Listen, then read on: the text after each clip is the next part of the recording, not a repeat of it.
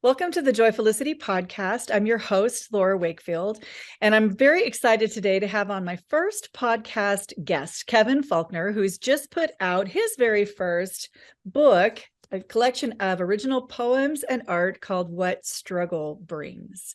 Welcome, Kevin. And I need to say, it's also extra special to have him here today because he happens to be my son. And so this book represents a journey that I kind of walked with him in some ways. I was there through the hardships and the things that sort of led to some of this, and also through the joy of seeing it come through to fruition. How does that feel to have this finally published? It feels good. It feels good. And once I'm very, very happy to be here. Very happy to be here. It's a mix of emotions. It's a mix of emotions. And I talk about that some in the book. How it's both exciting. I have a product to sell. I can share my story and do all these things. But at the same time, I'm quite vulnerable in this book. I'm very honest. And I pride myself on my honesty, but it's a lot to put out. Some of it's heavy, some of it's tough. So to wrap that up and put it out to the world and hope that they take it well, it's a mix of emotions, but it's also just an expression of my heart and soul. I put everything into this book. Absolutely. So to see it come together and be the final copy, the first time I picked this book up and I got my test proofs in the mail, it was almost an out-of-body experience that I was having, because I was for the first time kind of being able to see it not through the critical designer eye, but through the eye of a viewer. And it was just an entirely different experience. And to watch it all come together, especially after years of working on this thing, to see it finally put together and published, it's many emotions all swirling at once, but I can't say that it's not good. Yeah, I should say Kevin got a degree in graphic design. So when I say this is a self-published book, it literally is. He did all the design, all the art, all of the writing, everything. This is a big deal. Everything through and through. I mean, I couldn't make it any more me if I tried. It's absolutely right. I couldn't make it any more me. So what led you to write poetry, Kevin? Have been a good artist since you were a little kid. You know, everybody always knew that you were an artist and creative. How did you get into writing poems? Well, it's tough to say. Kind of the same process of how I started to draw and to create. It's you just kind of do it. You kind of fall into it. How does anybody know what they like? It just kind of happens. Maybe through school assignments or things. Maybe like, yeah, I had seen art, seen painters, seen this, and read poems, seen other writers. I listened to a lot of music, a lot of hip hop, rap, all that. All of that is poetry too, just wrapped up in a slightly different form. And it's something I'd always enjoyed, but it was sometime mid high school. It's the first time that I ever kind of really started to write, but it was very sparse, and I probably wrote 10 poems while in high school. But it's something mid college I kind of fell back into. I'd stopped for a long time. I'd even stepped away from drawing and creating art for years, trying to do the right thing, trying to, like, I was undeclared in college for the first 2 years. And then I had to pick a major. I picked business finance. And it wasn't me. It wasn't a fit. I felt so misaligned with my actual inner soul. Yeah. And I ended up dropping out of college, and you weren't very happy about that one. But in that process, that semester off, I had started to draw again. And I realized, oh, well, I might be able to do something with that. So I got back into school for graphic design, started exploring that, really getting back into art. And it was maybe a year or two later, almost by coincidence, I just started to write again. And much of it in the beginning was to music. A lot of it was songs in the beginning, but if you can hear my voice, I'm no singer. But the process of writing it was a very freeing experience. It was another mode of expressing this thing inside of me that just wants to speak, that wants to sing, really, but can't do it. And how do you go from I enjoy writing poetry to I am a poet and I'm going to put together a book? That's an even tougher question. Because really, when do you ever identify yourself with the things that you do? At what point do you make that switch? I write poems, but does that mean I'm a poet? Well, yeah. If you drew a picture, you were an artist. Many of us, like, we oftentimes accept identity when other people call us that thing, when I've sold a piece or done it in a way that's respectable, right? It's that I can put it on a business card or in a website, and then I'm the thing. It's I mean, almost you're, like an outside force has to declare you yeah, a it's like poet or an I'm a artist. poet when the world thinks I'm a poet. No, Right. I'm a poet when I write poetry. Yes, I'm a absolutely. poet in my thoughts. I'm a poet just in this exchange because this is just who I am, you know? To be able to identify with it, that same thing has always been a problem for me.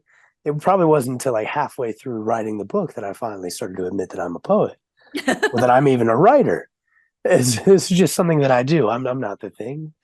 There wasn't an exact moment where I started to realize it, but it was, yeah, about halfway through, I'd finally, and maybe it was because I started to see just the collection, the stack of papers that I'm sitting on, that I can't have this many poems and not be a poet, right? It And was a what made tough you one. decide to turn that into a book? I know you So were that, influenced by a yeah, absolutely. couple So people. that's that's a different story. So I had never considered writing a poetry book. It had never crossed my mind, even as a possibility. I wasn't really aware of like self-publishing really being a valid option or anything. It had never crossed my mind. I was just writing to write because it's something that just needed to be said from within. I never even necessarily planned on sharing many of them. But later in college, I met a girl, a lovely girl. She's my ex-girlfriend now, but her name is Ellen Everett. She's a poet herself. Go buy her books. If Hearts Had Training Wheels, I Saw You as a Flower. They're on Amazon. Go give her all your money.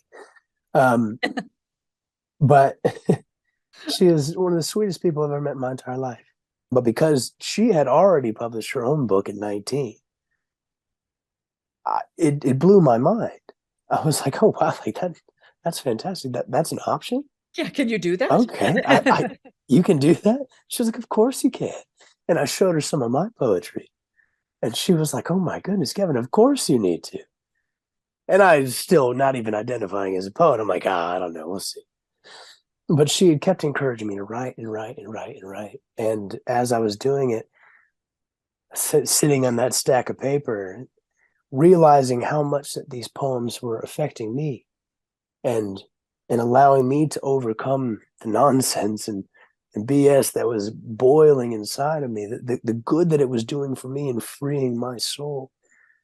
Seeing that, I started to realize the good that maybe it might do for someone else. At the very least, in validating their feelings and letting them know that it can progress and change. So about midway through that process, I started to see it kind of come together, and it just became, for one, Ellen was telling me all the time that I needed to do it, but And that's two, that's so motivational just to have someone who believes in you. oh, it was probably the biggest part. I Yeah. say it in the acknowledgments. It's like I wrote a book because she believed in me. Yes. And she pushed me at times that I was feeling insecure and all these things, dealing with all of my nonsense, depression, anxiety, all the things I was dealing with. She kept pushing me and kept pushing me and kept encouraging me in just such a gentle and pure way. Like she genuinely believed that I was good and wanted to see me do it. She knew before I knew what it would be. Well, and I like what you said that you were kind of earlier that you were using these to kind of process through some of the things you were going through, Yeah. because the book is set up in three sections: the dark, the haze, and the light, and kind of a progression that you personally went on. And this book does share some tough topics: addiction and depression and some family drama that we had, and all of that stuff. It kind of paints a picture of a lot of pain. And I think that it's so important that that pain came out onto the paper, and that you then want to share that to maybe lift somebody else that's going through a hard time. Of course. I mean, it was for me one of my biggest pains in life, frankly, was the fact that I often hid my feelings. I often suppressed it for the sake of other people's hearts. I didn't want to overload them with all of this stuff. And I was just drowning in my own emotions, Yeah. the inability to get them out. But as I started to get it out, even just to myself, that process alone was the most powerful and wonderful thing that I've ever gone through. It's painful at times. It's not easy to address the things you've been trying to suppress. Well, and to write a poem about something means Yeah. you have to take a good look at it. I'm analyzing it and Yeah. organizing it and doing all these things. And it was that process, because if you've ever felt anxious or you have a very creative mind, it can swirl and go down rabbit holes and in each and every direction. And it can leave you in a muddled mess. But this process, it helped to organize.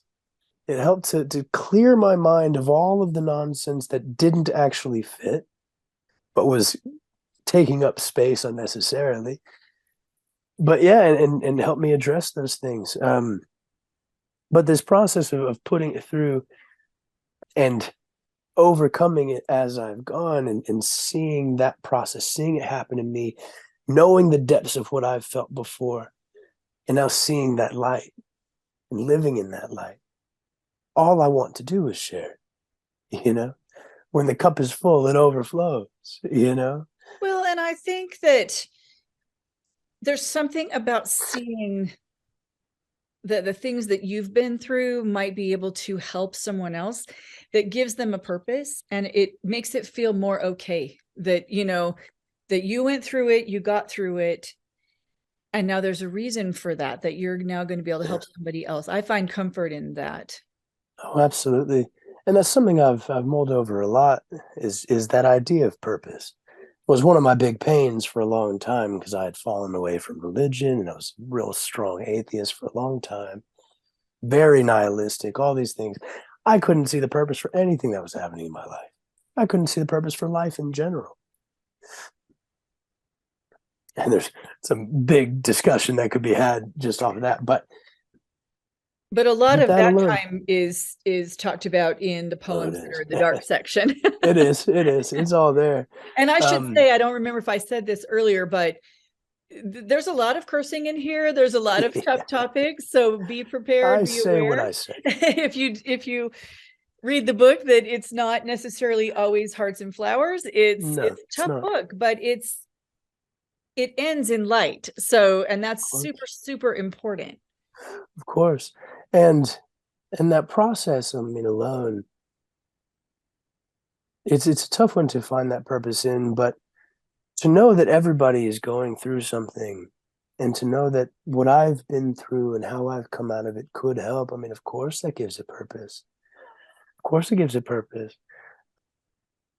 And that alone, I think people will go to the end of the earth if they believe they have a reason to do so.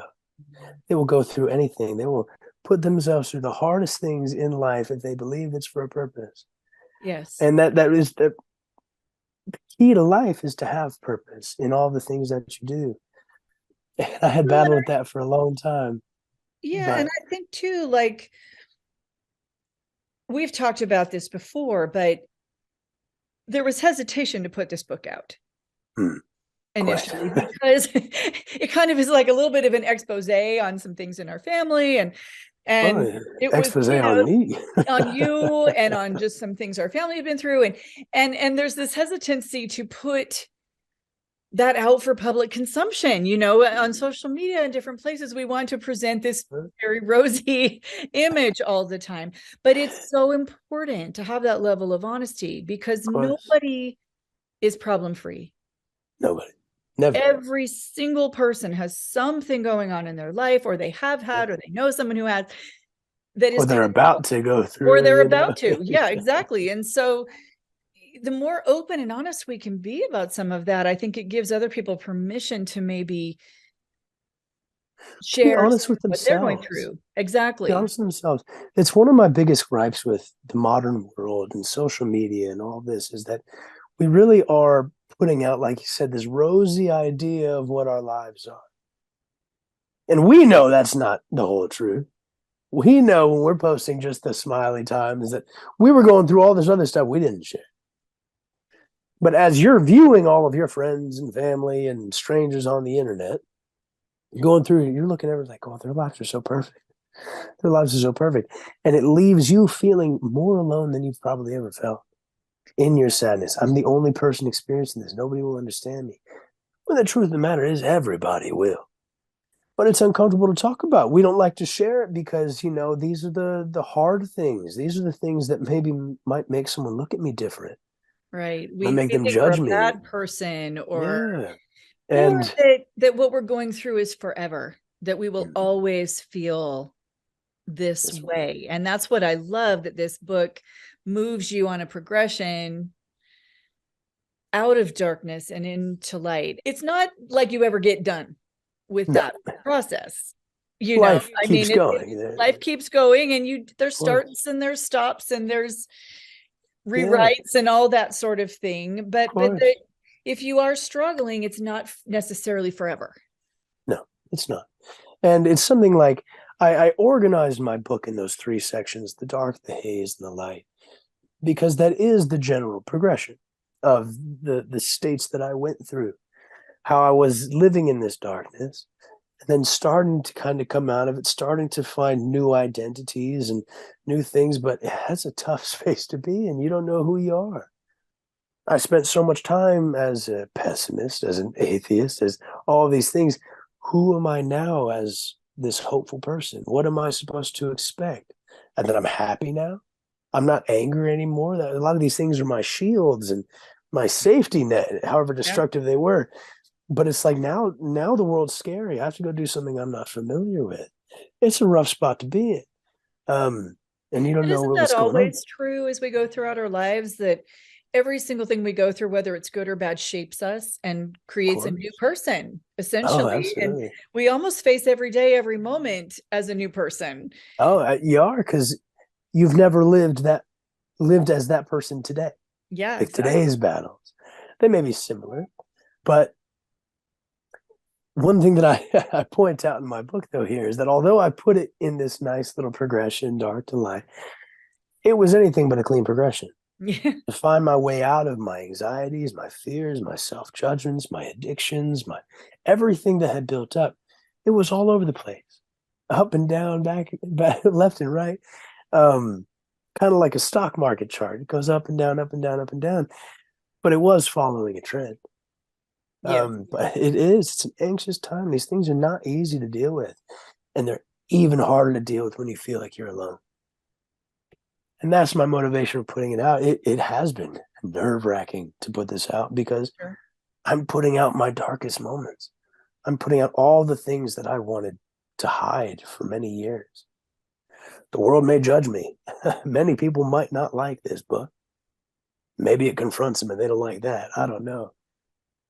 But I put it out anyway because if there is at least one person out there who it makes them feel not so alone, then it was worth it.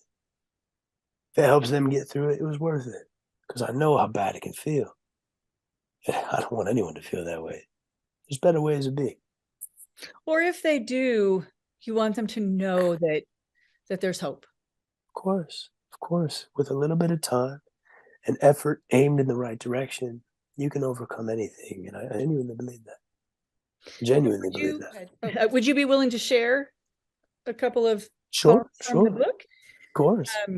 My favorite No, poem, Kevin knows, I like a lot of them, but my favorite one has always been a poem called Don't Get Too Lost to Fly. And I'll show the accompanying artwork. There is artwork all throughout this book as well. Not for every poem, but all throughout the book there's original pieces of art that Kevin has done. It's really a lovely book. And like you said, this represents, when I look at it, it represents not just art and poetry, it's my son. This is yeah. Kevin right here.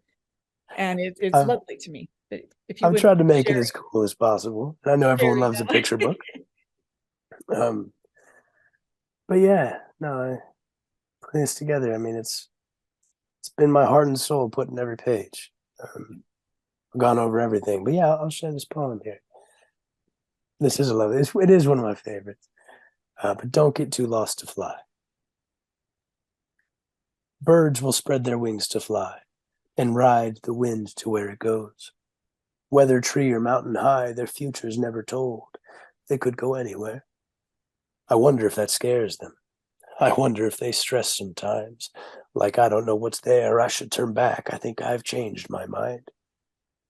But maybe they don't think. Maybe they just trust their wings and take a flight. Maybe stress is just a people thing, a curse of having bigger minds. Birds developed wings. They're free to go get lost and find their hope. We get lost in imagination. But like the birds, we'll always need the earth to find home. And that's that one there.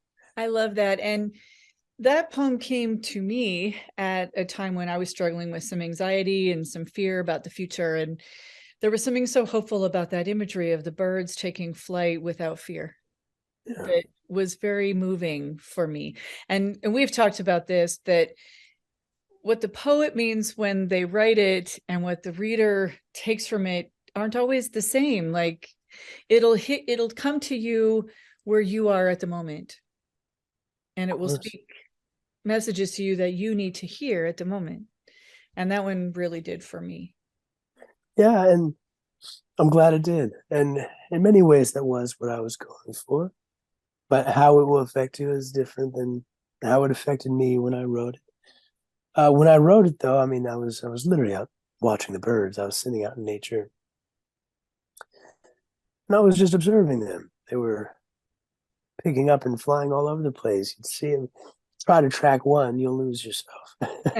They're everywhere and and anywhere.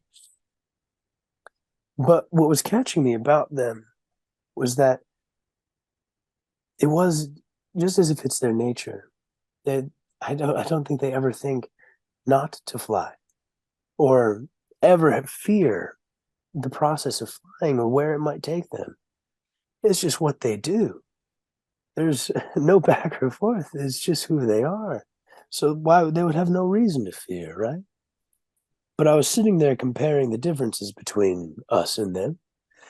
And obviously we can't fly, but we as humans, we've been blessed with this amazing intellect and creative ability to have ideas and to create with our hands and build and create the lives that we want to live. And like the birds in their nature, just to fly, that should just be our nature to create, to think, to ponder, to do these things. Yet so often, with unchecked anxieties and things, we'll find ourselves locked in thought, locked in fear of bringing our thoughts to life, to go create, to go build the lives we want, when it should just be our nature, right? But looking at those differences between the two, it's just funny how different we are, but how similar we are. And at the end of the poem here, I talk about how both with the birds and with us, it's like the birds, they'll fly around all day, but they always need to come back to earth. They always, this is where they find their food, they find all the stuff to build their nests, all these things. They are an integrated part to this life, to this earth. And so are we. And as I was thinking about that and looking at the similarities instead of the differences between us, I myself was outside nature watching, which I hadn't done for a long time. And as I was remembering back to the different periods of life where I was extraordinarily anxious and fearful and angry and all these things, I was very busy with school and college and with work, everything. I was spending all my time indoors on computers, disconnected from the earth, disconnected from life, disconnected from even the stuff I was engaging in because I was too lost in my mind. But it wasn't until I really started to just reintegrate and start to go outside, start to re-engage with life in a meaningful way, that a lot of these fears started to drift away. Yeah. It was a beautiful thing as it started to happen. It And I kind of brings started you back really, to what's real, yeah, of course, you know? and how lovely it is. Yeah. Like if you're ever thinking life isn't worth living, go out into the woods and just look, just Yeah. observe, watch life happening all around you. It is this beautifully intricate system that we are a part of, Yeah. and that we need to be engaging in it. Otherwise, you lose sight and you lose connection. 100%. And you find yourself trapped in fears and not even living the life that you want to live instead. And it's Absolutely. just silly. It's just silly. Do you have a favorite poem in the book? Ah, that's a tough one. That really is a tough one. I have many favorites. I don't even have a favorite color, to be honest with you. Um, but if I had to pick one to share, I'd gone through. It's this one called "Conflicted." It's kind of stemming off of some of those ideas of unfettered imagination now can lead to anxieties and all these things. That can be a reality. Absolutely, that can be a reality. And probably most of us have felt that way. Gotten too lost in fears and start fearing things that will never happen to you. Right. But there's also realities to your life, things that have hurt you, reasonable things to fear, right? And something in my life that had hurt me several times was this silly thing called love. Because you're putting your heart out on the line, Yeah. it's you're vulnerable in these moments because you're letting yourself be connected to someone, and if that breaks, that hurts Yes, it so does. bad, and it's real. Nothing that I had experienced there was fake, and I had reason to be fearful, but at the same time, it's also so worth having. But I kind of get into that with this poem here, and something you said, this is probably one of my tightest poems, and I do love how it turned out. So I'll share this one with you and let you see if you like it. But conflicted. Love is what matters, right? That's something I've been hearing my whole life, and I've believed it. I've built up expectations with a dream of what it feels like, and for the most part, I've been wrong. Which doesn't mean it's bad, it's just different than I thought. It's really more responsibility. Because tending to a heart was never meant to be an easy thing. You've both lived your lives apart, and then one day the two start melding, quickly turning into one that then the two of you are sharing, and that is terrifying. The thought that my life here is not my own, the fact that someone else relies on me. Am I grown enough for this? When I barely know myself, do I have enough love to give? And if I give you all my heart, will you commit the same or up and split? I've seen it all before, and now I'm hesitant. I have trouble trusting folks. Shit, I have trouble trusting me. My heart's enthralled in rope and chains, a tangled lock that wound for free.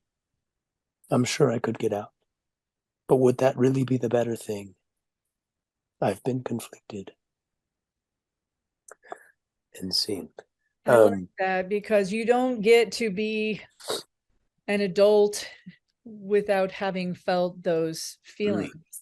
There's Oh, almost, yeah. I mean, there are those very rare few people that fall in love with their high school sweetheart and get married and are married for 70 years. That does Oh, happen, yeah. but that's the It's a rarity. beautiful thing. Congratulations to them. Yes, absolutely. But most of us do suffer heartbreak at some point in time. And I liked what you said about how you start to mistrust not just other people, but even yourself within relationships. Oh, yeah. And once you start doubting yourself, it just complicates all of it. So I love that. Yeah, well, it's tough because it's at times I've been hurt by others. At times I was the problem. At times Yeah. I've broken hearts. Yeah. And to sit there, I mean, to deal with the pain of your broken heart is one thing. To deal with the pain of knowing that I shattered another heart is Yeah. a whole other. That's a guilt that you have to sit with because you know the pain of how bad it hurts. Right. If you've been on both sides, then you really Yeah. do. Yeah. And you're like, oh, hell, I did that to them. Yeah, Oh, exactly. I don't want to hurt anybody else, but me and myself, I was running from love for a long time and had a series of mishaps, I'll call them mistakes. That's a good way of putting it. A series, you say. And you start looking at your track record and building up judgments of yourself and all these things. And you're tired of the life you're living. You want this thing over here, but you're terrified of it. You're terrified that you will even be able to handle it because you've ran from it before. Well, in that kind of conflict will Oh, it's often tough. lead you to just retreat and withdraw and Of just not course. participate. But you feel a little paralyzed by Oh, conflict like yeah. that, I think sometimes. Um, I did for quite a while. Yeah, for quite a while. I definitely had stepped away from the dating scene for probably a good year and a half, 2 years before I met Ellen. Yeah. And we just kind of fell together, and all of this started happening and Yeah. led me to where I am today. And I love that you guys are still such good friends. I'll Of put some course. links to Ellen's books also in Yeah, definitely, my bio. definitely. Maybe I can even Oh, talk her into coming on the show at some oh, point. I think she'd love to. I think She's she'd a love lovely to. person, and I'm very grateful that she came into your life and kind of Um, was the catalyst or part of it to get this book to come of to be. course, she played a massive role in so many things, and that is the power of love. That is the power of this type of beautiful thing. Um, Love, when lost, can shatter you, but love in itself will heal every wound. It really will. It really will. And she did. She just came in with a very kind heart and just showed me so many ways that it wasn't love that was wrong. It wasn't that. It was maybe the way that I was approaching it, maybe with the people I was trying to approach it with, Right. right? But love in itself is only wonderful, and that's why losing it's so painful. Um, Exactly. but it's a tough thing, and one of the most beautiful things in life. So we must face it. We must go after it. We must never, never stop searching for love.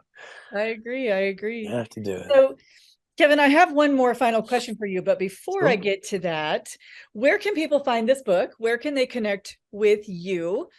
Let of everybody know how course. to find Kevin Faulkner and what struggle brings.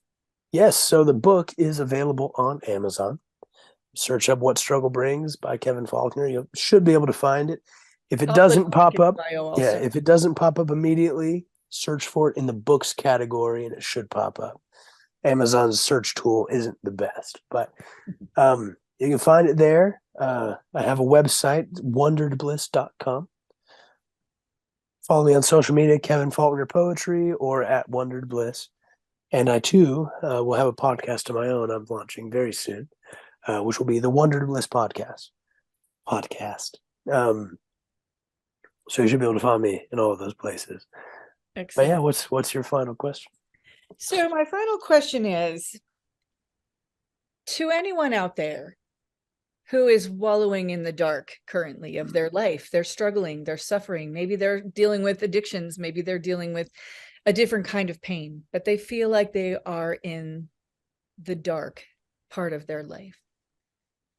What would you say after having been through this journey and written this book would be, I know this is a huge question to put into just a couple sentences, but what would you say would be the key to reach back toward light? What's the starting point? What gets you going back toward light and toward joy?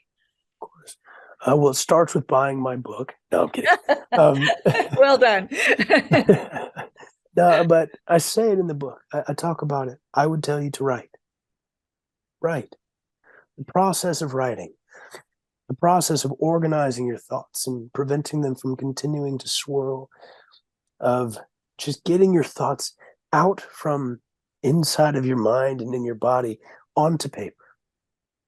It solidifies them, it finalizes them, and it creates this separation between the problem itself and the life that you're living, the experience that you're having, and can allow you to experience your life in a new way with new perspectives, especially if you want to go through a process of writing poetry, things like that, where you really have to sit with it, to make it rhyme, to follow a cadence, to do these things. It really makes you address the things that you're facing. But you have to be willing to be honest with yourself. It doesn't have to be in poetry. It can be journaling, scratch notes on a napkin, whatever it is that helps you get your thoughts out in an organized way. Do it. You don't ever have to share it with anybody. You don't have to do it. It's a terrifying thing to do, I'll tell you what. But just going through that process alone was one of the biggest factors for me. Because frankly, I always bottled my stuff up. I never told anybody. And I even tried to tell myself that I was fine, that I didn't have any problems, and it just let it boil and fester under the surface. So get it out, put it on paper, write it. Do everything you can to understand what is happening to me right now. What am I actually dealing with? Because with this mind that likes to swirl and go, you'll be off on 20 different tangents, Right. and all of a sudden you don't know what is actually bothering you anymore. What is the root? What's the cause? What are you really feeling? Get it out, write it down, and read it to yourself and tell this story to yourself as if you're someone who gives a damn. Because you should don't. Be, right? Yeah, you should be. It's your life. You should care about your life. If you don't, you should write about that. Understand why. Absolutely. Well, Kevin, thank you so much for being on here today. Kevin has been my guinea pig on figuring out how to do an interview. And I have to have a little confession here. We actually recorded an entire podcast interview before realizing that I had not hit record properly. Yeah, so Kevin is a very, very good sport to have sat. Good 30, 40 minutes in. Yeah, we were well into it, and he's a very good sport to agree to do it again with me once we realized that. I think some of my answers were better in the first one, but it'll be a great story to tell of my very first interview that didn't get recorded. But I really appreciate you coming on here. I'm so excited about this book. I'll put all the links down in the bio. And remember, everybody, dare to dream, plan to play, and live to learn. Absolutely. Thank you for joining me today on the Joyfulicity podcast. If you enjoyed this episode, please like and share, and come follow me on all major social media sites at Joyfulicity or on my website, joyfulicity.com. You can follow the link in the description for this episode to all of the places that we can connect. Have a great day, everybody, and remember, dare to dream, plan to play, live to learn.